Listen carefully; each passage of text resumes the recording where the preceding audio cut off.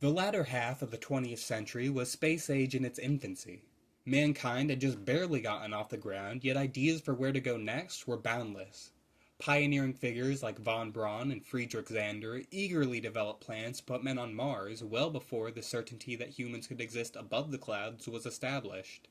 And that's always been the dream, to have a human presence on other bodies when we find most regions on our own planet so intolerable.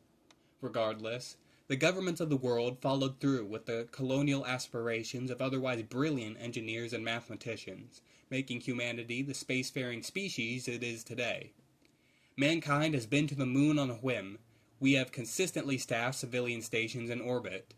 And the global powers are once again, half-heartedly, murmuring about sending bodies into deep space. But why? Why spend the time, resources, and lives putting the bravest of the brave and the most annoying of tourists in space? Well, during the first space race, the technology available was obviously limiting compared to what's been built up today. Something as simple as taking a picture of the Earth from orbit required either a robust communication system to keep in contact with the device and then transmit the photos back down, or the physical recovery of the device to develop the film. By 1959, here's what digital transmission looked like, taken by the Explorer 6. As anyone without cataracts can see, the infrastructure wasn't quite there. As for physical recovery, it tended to yield better results, and given the nature of battery technology, retrieval wasn't so straining on mission lengths. However, it's not like eager meteorologists will know how the picture came out until they've already deorbited the camera. Leave the lens cap on or face the instrument just a few inches the wrong way, and you're in for some expensive reshoots. That's where the benefit of crewed flights actually comes in. People are versatile and reliable. When faced with a challenge, they can work outside of the constraints of a computer, i.e. not having hands. And that's been the practical justification for manned space flights for decades. A well-trained crew will have the dexterity required for any number of experiments that can't be entrusted to more rudimentary machinery. But clearly that's not the full answer. Colonizing another planet, like those Germans envisioned, can hardly be described as an experiment. And today's electronics are far more reliable, with rovers entrusted to travel stretches of inhospitable land while carrying out the manual labor required for their given missions. This clearly goes far beyond the practicality of the opposable thumb. To what end are we risking lives to travel the cosmos? Well, I'm done with the rhetorical questions, so please hold your overly passionate essays until the end, and let me give you a brief history of our place in space, where we've been, where we're going, and why it worries me. As mentioned, even before Yuri Gagarin or John Glenn were pushed into orbit, much of the cultural zeitgeist was infatuated with walking on the grounds of other bodies, most of which still had a mysterious, fantastical quality about them. Apparent in the sci-fi of the late 40s and 50s, it was genuinely up in the air as to just how alien these other worlds could be. For all the public knew, Mars and Venus were siblings to Earth, likely holding sibling civilizations for humanity to greet. Even the far side of the moon had its crackpots writing papers about how it could possibly hold life. See Peter Andreas Hansen, the progenitor of space egg theory. However, before we could join our brothers and sisters in the heavens, we had to make the journey through the ever-isolating black void. The U.S. Gemini program in the early 1960s presented the largest leaps in manned spaceflight. Building off the technological and bodily lessons learned during the prior Mercury program, the United States furthered its understanding of docking and rendezvous during this batch of flights, proving that skilled astronauts could reliably find and dock with separately launched vessels provided immediate validation to the notion of permanent orbital habitats. A crucial step of getting to Earth orbit and leaving it is staying in it. Low Earth orbit space habitats presented an ideal area of study, allowing interested parties to observe the long-term ramifications of life in low gravity, with the safety of being relatively close to home. Additionally, the environment of LEO offered a unique laboratory setting for a number of physics and biology experiments, and even more importantly for funding such projects, a point of strategic military interest. But I'm getting ahead of myself. First, it's useful to discuss what goes into a space habitat. While the Gemini capsules obviously possess the life support systems needed to keep their inhabitants alive for the duration of a mission, these systems were limited, as space and weight had to be allocated for systems crucial to returning the astronauts to Earth without boiling them. Heat shields, parachutes, and retro packs are competing for the booster's limited payload capacity. This, in turn, limited how long orbital modules could support life, expiring on a scale of days. In contrast, a dedicated multi-use space station could stay in orbit and forgo the additional weight of these re-entry systems, further dedicating its weight to the preservation of crews and lab space. And by lab space, I mean heavy quotation marks, lab space. Because while the US space agencies saw a station as a must, it wasn't clear which one would run it. By 1958, the United States space program contrasted with the USSR's by mostly being run by a single civilian agency, NASA. However, the Air Force and even the CIA have had notable roles in the nation's extraterrestrial affairs. The Air Force especially has acted as both NASA's partner and competitor due to the mutual task of establishing and maintaining U.S. influence in space. More often than not, the Air Force provides funding for NASA in exchange for lifting a couple of spy satellites, but after seeing the early success of Gemini, the military enthusiastically sought to participate in the program. The issue was that NASA saw Gemini as a stepping stone to the more ambitious goals of Apollo. The stations, moon landings, and interplanetary travel were on hold for that program's development, whereas the Department of Defense saw the chance to act now, with their series of schemes collectively known as the Advanced Gemini Program. The Air Force established a commission in 1962, alongside 5 aviation contractors, to create the nation's first space station, with current hardware in mind. The companies boasted that with only a little R&D, the contemporary program equipment could be retrofitted to go beyond the intermediary task that NASA used it for. At a fraction of the cost and time it would take to develop Apollo, the USAF could create orbital labs, support them with massive crew cargo capsules, and even land men on the moon, just like America's sweetheart, JFK wanted. The latter application wasn't very serious or realistic, but the former two showed a lot of promise to an eager few in the DoD. It's not hard to see how the speed offered by this alternative program enticed many, especially during a time when Americans felt like the Soviets had technologically surpassed them in so many ways, regardless of how true the sentiment was. So, in an example of the DoD being a competitor of NASA as much as a partner, they were so relentless in their pursuit of a station via Gemini that the civilian agency was forced to grant the DoD a spot on a hastily formed planning committee. This was to give the military branch input and avoid the Air Force wasting funds doing their own capsule flights, repeating milestones that have already been reached, and essentially creating a second national space program. What came of this was a selection of military experiments getting fitted into NASA flights wherever they could. However, the development of the proposed station was by the Air Force for the Air Force.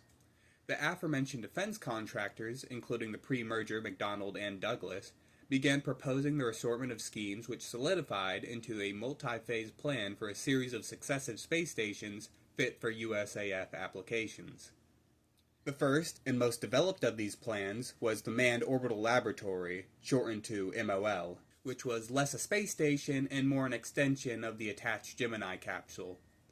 This craft would have functioned as a manned spy satellite, where crews could survey locations of special interest for up to 30 days before separating from the disposable lab and returning to Earth. Being single-use defeats much of the value of a space station, but it's understandable as a step one on the roadmap to bigger things. I don't find it unlikely this is also a security measure, allowing the lab to burn up and destroy evidence of U.S. tomfoolery. You've picked up on this by now, but the Advanced Gemini proposals did not get far at all. The MOL spent 6 years in development and only had a single unmanned test launch of its modified Gemini capsule with no lab attached.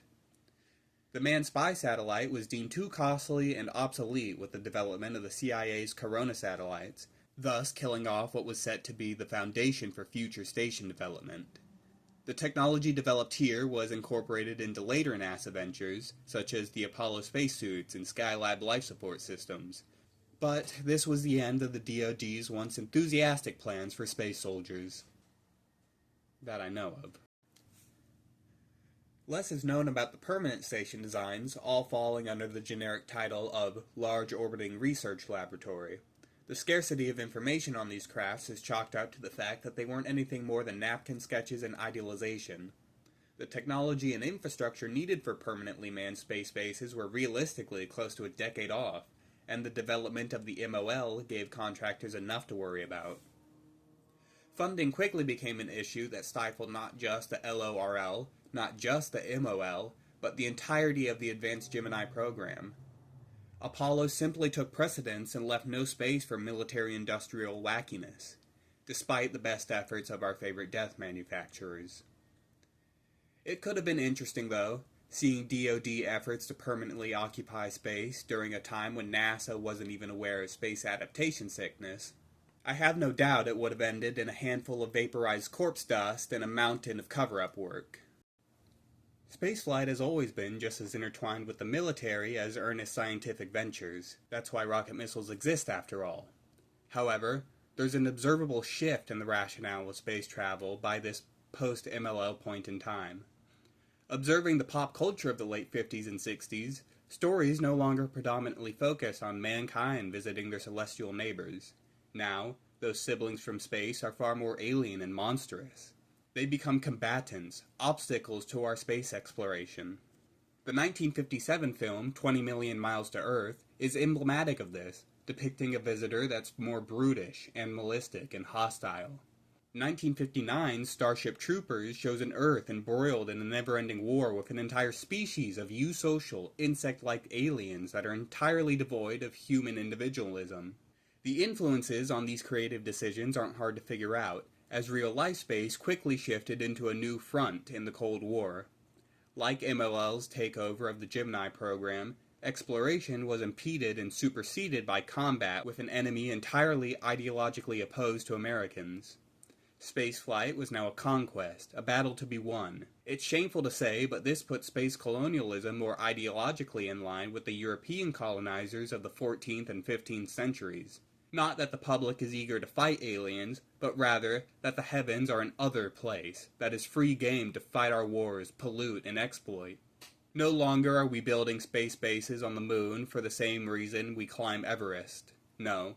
Now it's either to hold it in place of our enemies, or to strip mine it for minerals that give our side a leg up. Von Braun's rationale for travel was simple, but at least it was vaguely in the name of progress. Once reality set in and crushed these naive dreams, the only justification was a selfish desire to hog land for one's own nation. This amounts to little more than filibustering, using the technically civilian space agency to carve out new territories for the U.S. Obviously, I'm writing this from my own perspective as an American, but the Soviets were just as guilty of sharing this mentality, if not more so. The first purpose-built space station wasn't achieved until 1971 by the Soviet Union. At this point, the nation had failed to reach the moon, and enthusiasm for a cosmonaut landing was all but dried up. Funding for space activities was gradually pulled, leaving their orbital station program, Salyut, as one of the country's few surviving grand ambitions. And while the goals around the program may have been grand, the actual best way to describe it in its early years was, scrappy yet tenacious. The first station was admittedly more advanced than the MOL, but it didn't exactly invoke the same wonderment as Discovery 1, which debuted on screen just a few years earlier. Salyut 1, as it was deemed, could only harbor a team of 3 for at most 2 months. Even still, it famously succeeded in breaking the then flight duration record of 18 days in orbit by an additional 5 days. However, only 22 of those days were spent in the station, because after the crew arrived to a room full of smoke, they were forced to retreat to the capsule while the air quality improved. More infamously, however, the Soyuz 11 crew who spent their first days on Salyut tragically lost their lives during re-entry. My recap of those events will be brief. When the service and re-entry module split in preparation for landing, the jolt rocked a ventilation system valve and sprung a leak. The internal pressure of the cabin read 0 before it had even descended below the Kármán line, awarding 3 men with the cruel record of first deaths in space. I bring up this tragedy not to use as some cheap evidence to say that the USSR had a disregard for human life. No, the Soviet space program had as much incentive as an asset to keep their people alive and safe. But this is a sobering reminder that there is no safe in space. No matter how flight-tested a system appears or how routine the procedure is, astronauts and cosmonauts alike have no safety net. When a ship sinks in the ocean, the survivors can float. Aircraft have parachutes, and on the ground, there's the luxury of walking away from a car crash. But up there is no opportunity to hop out of your capsule and take a quick breather. You can't lay on your back and wait for rescue. The margin for craft failure is a thin line that separates death and life. Small side tangent, but man, Salyut was a tin can. The craft first put into orbit was a civilian-derived version of the Almaz space station, a manned spy satellite made in response to the U.S. attempts to create the manned orbital laboratory. As mentioned, the crew of Soyuz 11 arrived at a station filled with a burning smell caused by burnt-out wires in 2 of the 8 ventilation fans. This in itself was not overly disruptive, as turning on the air conditioning and waiting it out removed the smell, but it served as a foreboding welcome to the cosmonauts. Thursday remained busy as the crew performed several station maneuvers and many experiments focused on their health and low gravity. This uncomfortably involved frequent blood samples, and most free time being taken up by continuous exercise that shook the entire craft. This riveting routine was broken on their 11th day in the station as a fire broke out. Ground control received reports of the fire in code, a code much of the ground teams had apparently forgotten as they sat in confusion. Clarification was quickly received when flight engineer Vladislav Volkov began screaming about the fucking fire in the cabin. Over many anxious hours on the radio, the source of the problem was found. Volkov also gained a reputation among the ground crew as being too nervous and bossy, but I think I'd be pretty aggravated too if I was caught between the fire, the void of space, and the rigid Soviet bureaucracy. Regardless, the fire incident was overcome and routine returned. With about a week left for the planned 25-day mission, it was becoming apparent that the crew was increasingly uncomfortable with their ever-deteriorating living conditions. So, for the sake of their mental and physical health, they were ordered to wrap up all experiments in preparation for an early return home that still beat the Soviets' previous flight duration record. They left well into the 23rd day from liftoff, where they failed to return home alive. So, the first space station went from a minor to major shit show pretty quickly. But it was the inaugural flight of the world's first long-term space habitat. Finally, we were on pace to visit our aforementioned neighbors. Or conquer them? Regardless, one would think the Salyut program would rapidly improve over the next decade. And it did a little. 3 of the first 5 stations created would crash into the atmosphere before ever having crews visit them. And if you disregard these failures, the Soviets only had a 50% success ratio at docking manned missions to those first-generation stations. There were no further deaths in the program, but among these early craft, the issue of rapid degradation remained prevalent, despite the introduction of improved life support extending the duration of both civilian and espionage missions. Yes, man was finally living in space, but they were also widely reported as being miserable. The entire Soviet space station program was born out of a response to an American military station that never flew, a part of an arms race that one party never really participated in. This is because the US government saw the far greater practicality of automated satellites and data networks. By the time of the Salyut stations, 1969 had come and gone, and with each American return to the moon, the public was increasingly uninterested in what went on above their heads. They had already defeated the Soviets on the space front, so why bother continuing to pour money into it? The only way Congress could think to celebrate the momentous achievement was, of course, by immediately turning to scrap NASA like it was a public housing project. After the Soviets bowed out of the space race, politicians just couldn't drum up the same support with the space program. The TV, weather, and spy satellites were still useful, but sending people became too big of an ask. That money would, of course, better serve the espionage and puppet regimes back on the ground, because no war can be lost if you throw enough money at it. NASA higher-ups were faced with a genuine crisis as their entire agency stood on the brink of dissolving. One of these more charismatic higher-ups kicked it into high gear to save both his job and as many others as he could. Let's tackle the space industrial complex. Private enterprise is the third major factor of spaceflight, completing the trinity alongside militarism and exploration. The US and USSR awarded contracts to many non-government corporations for the manufacturing of parts and infrastructure, and, like with the MOL, these corporations would often input their own schemes if it meant achieving new or protecting old contracts. However, In the early history of spaceflight, this commercial aspect was mostly lost on the public. Occasionally, a company would brag that they built a rocket as an advertisement for their consumer product, or a politician would boast about the jobs they created by bringing space manufacturing to their state. But, to the public, NASA was above the mundanity of corporate America. That was until the agency's budget was gutted and every penny became crucial to future efforts. Suddenly, the influence of private industry over NASA was apparent, and along with a growing distrust in large corporations due to their entanglement in the unpopular Vietnam War, the corporate control was unpopular. Humans were supposed to be entitled to space, but now the agency that embodied that was groveling for funding and pinching pennies just to maintain a stripped-back presence in the cosmos. It made people feel discontent and small, and once more, this is apparent in the art of the 70s and beyond. 1979's Alien is one of the most influential films of all time, with the angst and despair of the decade baked into the movie's core. There's still the snarling combative alien established as a part of the mainstream culture back in the 50s, but it goes beyond that. The movie uses massive alien architecture as a way of physically dwarfing its human protagonist, and it never goes out of its way to explain these structures. This conveys to the audience that they, as humans, aren't at the helm of the universe. Rather, there are larger forces at work that don't care to involve themselves with the unimportant Earth. These themes are accentuated by the ever-present company Weyland-Yutani. This corporation employs the protagonist, yet shows a continuous lack of regard for the crew's life until it's revealed to be outright malice. However, on a company ship, there is no safety to flee to, and the Weyland-Yutani logo remains looming in every onboard scene like a watchful eye. Both space and capitalism had evolved into an isolating, incomprehensible thing made up of bafflingly large forces that don't care for the lives of the individual.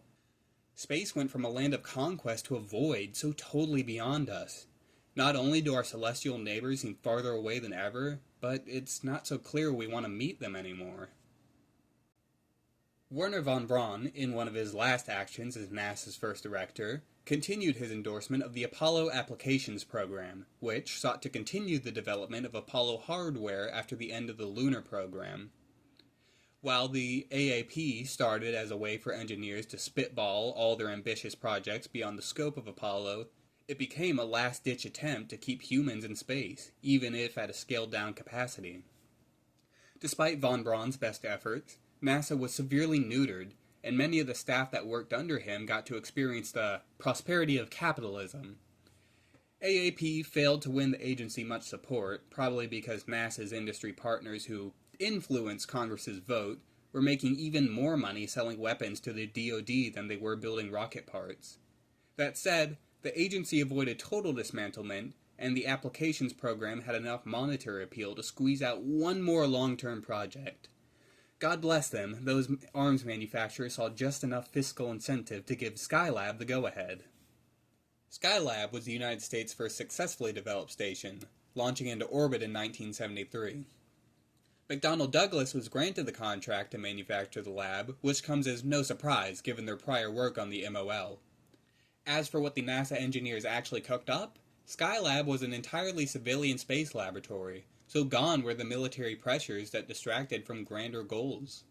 A lot of effort was put into crew comfort, hopefully allowing longer stays and more substantial science to be done. Prospective crews were even allowed to witness the still developing interior design of their future home and criticize it. That's something cosmonauts could only dream of, making good-natured suggestions about the steel cans that separate them from excruciating death. While Skylab had its own post-launch issues, I won't commit to a deeper discussion as I did with the prior craft. That's because Skylab Mir and the ISS effectively roll together to represent the gradual progress towards finally perfecting the perpetual man presence in space, be it in low Earth orbit. An entire generation has grown up knowing there are people impossibly out of reach from them at all times, to the point of being normalized. With the rapid development of reusable rocketry, public fervor is once again kicked back up to go beyond. People know there aren't any neighbors to visit now, but that's the new incentive. Man-children billionaires like Bezos, Kolglazier, and the diaper fetishist fascist Elon Musk have collectively settled on aspirations outside of Earth. Whereas the ultra-wealthy once made up for their heinous human rights violations by building parks, libraries, and colleges before death, today's social parasites invest their endless capital in a special place where you'll never see its benefits: space. While some are set on creating a tourist experience, sniping up every possible government contract they can, or becoming the feudal lord of an entire planet, space companies are the new obsession of the wealthy.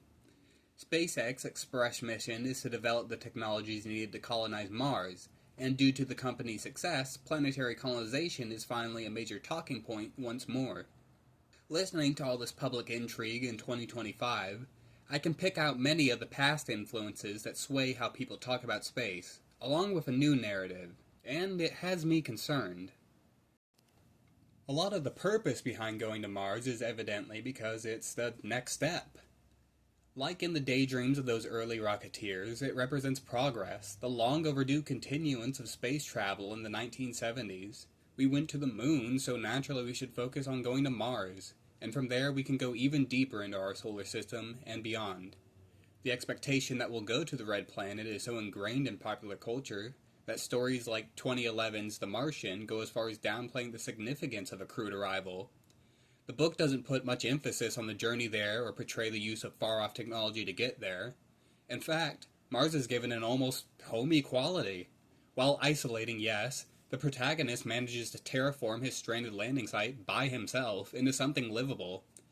Going as far as to grow consumable crops in a base of Martian soil, it almost conveys that the planet is a natural fit for humanity, with no more effort than a homestead would take on Earth.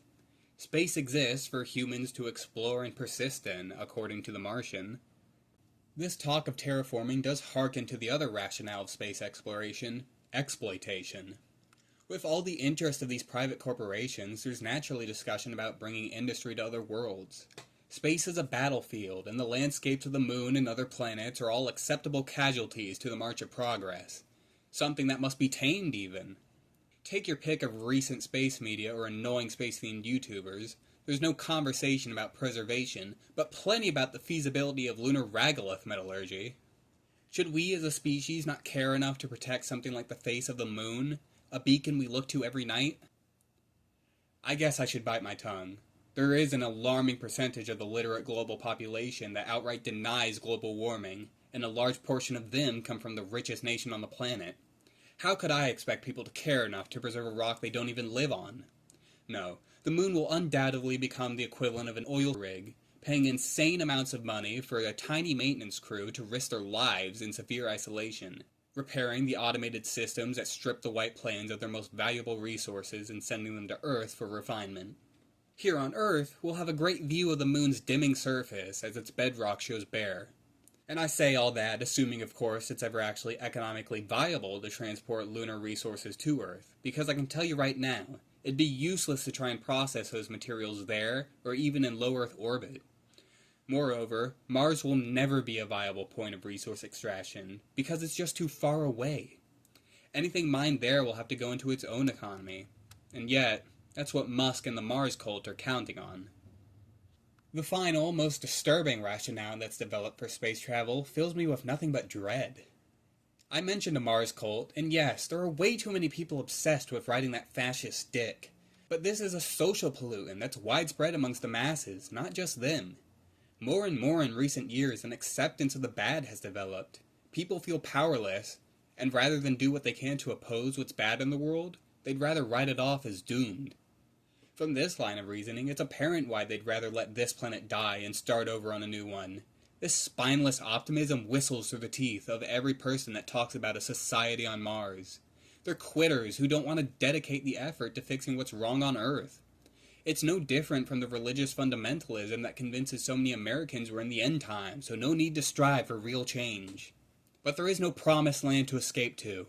Even if Mars was remotely habitable for humans, all we would do is export our social injustices there, damning future generations to the same curse we bear on Earth. Mars will not become a paradise that surpasses Earth, and this pursuit of Mars, the moon, and any other celestial body is a fruitless endeavor. The resources that go into putting humans on other planets are wasted when they should absolutely go into NASA's other, far more useful obligations. All nations rely on space infrastructure, so continue to work on that. Normally, I'd say the US should invest that money in healthcare, education, public infrastructure, or even Native American reimbursement, but let's be honest, if NASA didn't use that capital, it'd go straight to the military. The fascination with a permanent human presence in space, for whatever reason, has existed with us as long as we've understood the concept of the heavens. Whether it's deeply cultural or a hardwired psychological notion, it's clear that the reasoning has changed over time. Observing our popular culture and broader history reveals the development from the dawn of spaceflight to the current day. From curiosity and pride-driven exploration to selfishly justified conquest. Following that, a moment of retreat and despair. A disinterest in space travel. It's only in the last decade that interest has been revived by a defeatist desire to leave our woes behind and start anew. To start new without addressing the problems that we all seek reprieve from. Given the state of the US at the time of writing, I more than understand the crushing weight of hopelessness. But it is in times of desperation that the masses need to band together and fight for the change that's needed. No great leader is going to come along and make everything better by opening up a path to paradise. Only through cooperation and effort is a better future even remotely possible. Not just NASA, but all space agencies should act as a force for public good. I cheer for the advancements of foreign agencies as much as my own, because what happens up there undeniably has a crucial effect down here. But when that money goes to putting people up there, it can't help the people who actually need it. And there is a fourth rationale for colonialization that's definitely the weakest, so let me get ahead of it right now before I'm assaulted. We have 1 billion years before the sun makes the planet uninhabitable, so trust me, we have time before we need to invest in interstellar technology. As a species, we do not need to waste the time, the resources practicing colonialization now. Let's perfect a society worth preserving, and then when we're a couple million years off from solar annihilation, we can build the deep space colonies and launch out to where we please. If we spend time colonizing Mars, it's not like it would buy us any time before moving day. On an astronomical scale, it's not that far away from the sun. After listening to this, it may be shocking to hear I'm actually a massive space enthusiast. I even think Artemis is cool. However, cool shouldn't dictate government spending. Instead of building infrastructure to launch a handful of people to the moon, I would love to see those resources go into mass transit infrastructure, housing, and my god, some healthcare would be great. But that's not going to happen as things stand, especially not when state representatives continue to value corporations over their own citizens. The only course of action we really have is protest. Refuse to participate in the broken system that otherwise refuses to see you as anything more than a means of profit generation. Harass Congress members until they fall in line or drop out, because they don't see the world like you or me. They might as well be from the moon. There is an ideological disparity that comes from choosing one person to speak for many, based on arbitrary lines in the sand. The most we can settle for is scaring them in line with public demand. I don't want to go to Mars. I want to live on a better Earth.